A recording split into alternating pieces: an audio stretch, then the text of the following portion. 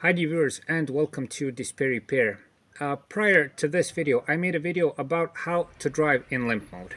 And besides that, I also made a video about how to get out of limp mode if you get yourself into that kind of situation and problem. Added to all of that, I just want to make one more video about my personal experience with limp mode. So what I did from the start to the beginning in a real life situation, since what I explained in previous videos is sort of a general overview. Again, I hope this video helps if you find yourself in that kind of problem, so stay tuned.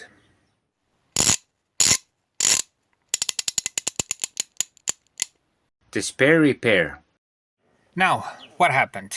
Well, in the first case, when I had a bad throttle body. By the way, I'm going to explain two situations because I had two situations with limp mode. The first situation was with a bad throttle body, and the other situation was regarding problems with the electric system. With the bad throttle body, and I made a separate video about this where I explained the whole problem in detail.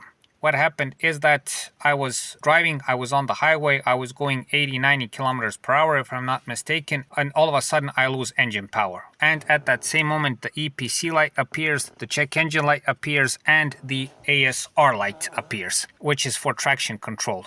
At that moment, I tried to press the gas pedal. There's absolutely no response. And at the same time, the revs are at 1500 RPM. They don't go lower or higher. I immediately turn on the hazard lights and I go slowly into the stop lane. After that, I made an inspection of what may be the problem. So I took a look around the engine bay to see if there are any anomalies, if there's anything going on, if there are any loose hoses, if there's any leaks, if there are any loose connections, if there are any loose electric connections, and pretty much everything was okay. There was no smoke, thank goodness. Everything looked pretty much okay. After that, I went and tried to reset the car's computer.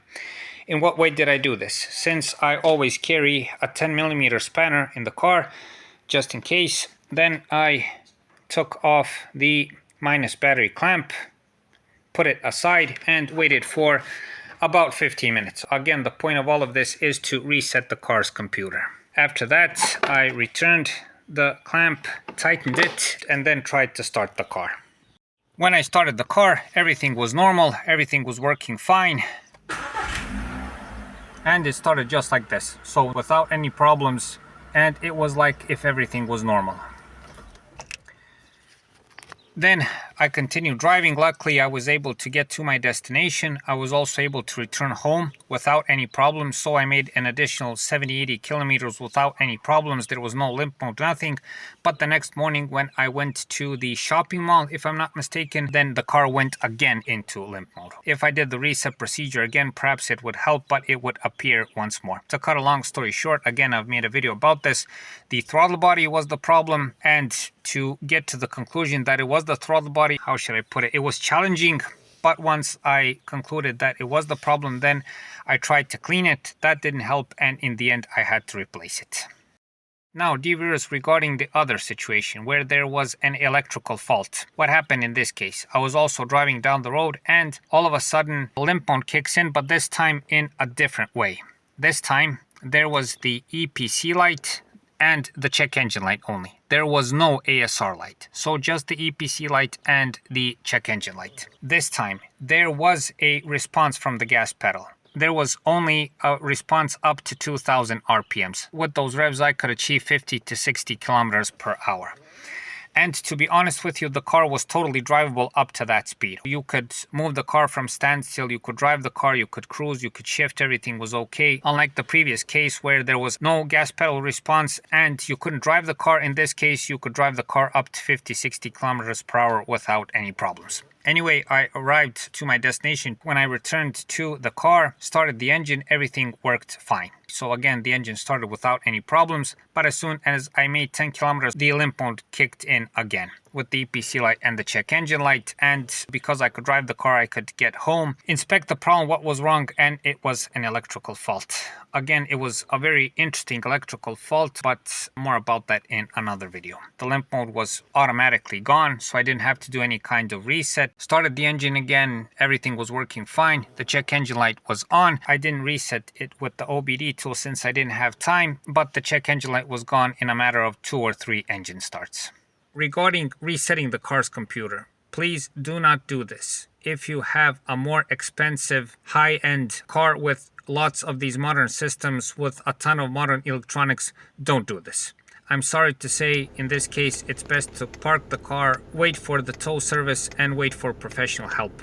Why is this so? Well, lots of these modern electronic systems are super sensitive to power outages, to fluctuations inside the electric power system, and when you take off the battery clamp, there's a good probability that you'll need an OBD tool to reconnect the car's computer and the battery so the computer can recognize it. And my point is that you can cause yourself even more trouble than the one you are in, and cause even more trouble besides the one that is causing limp mode.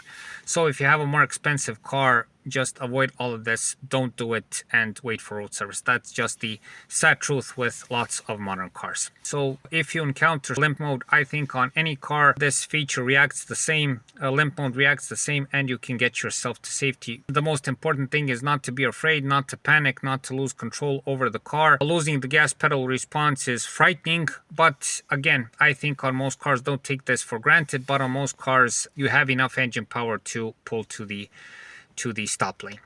One more very important thing that I would like to say regarding all of this, and that is, with a bit of car knowledge, I managed to save myself some serious money and get myself out of harm's way. As I mentioned, because I was able to reset the car's computer with a simple taking off of the minus battery clamp and returning it back, I was able to get myself another additional 50-60 kilometers and get myself back home, avoid towing. When I got home, I was able to properly diagnose the problem. I was able to fix the problem and save myself, again, a significant amount of money. In your case, if you don't have any car knowledge, knowing these little things can at least provide you to avoid towing. And if you're in a remote place, and if you're, for instance, on a highway or somewhere like that, towing can be very expensive. Okay, so another situation where knowing a small, simple little thing that doesn't require much knowledge can save you some serious money and get you out of trouble. If you're in a remote place with limp mode, this can be a lifesaver, trust me.